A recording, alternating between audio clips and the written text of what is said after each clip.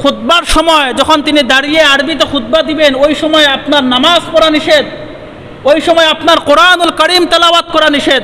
নামাজ পড়া হচ্ছে সবচেয়ে আফজালুল ইবাদা, সবচেয়ে বড় ইবাদত, ওই ইবাদতটা নিষেধ। খতিবের খুতবার সময় কোরআনুল কারীম তেলাওয়াত করা নিষেধ। ওই ব্যক্তি যে নামাজ পড়া নিষেধ, কোরআনুল কারীম তেলাওয়াত করা নিষেধ, তার কাছে গল্প গুজব করাটা স্বাভাবিক মনে হয়। যে সময় নামাজ পড়া নিষেধ শরীয়তের বিধান, যে সময় কোরআনুল কারীম তেলাওয়াত করা নিষেধ, তার কাছে কিভাবে মনে হয় ওই সময় গল্প গুজব করা আমার জন্য জায়েজ? সাবধান, যখন খুতবা আরবিতে দেওয়া হয় ওই সময় গল্প গুজব করা হারাম।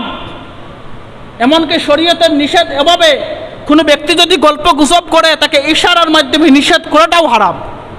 কারণ ওই তুমি ইশারা করার মাধ্যমে যিনি আরবিতে খুতবা দিচ্ছেন তার ওই খুতবার সময়টাকে অবজ্ঞা করতেছে।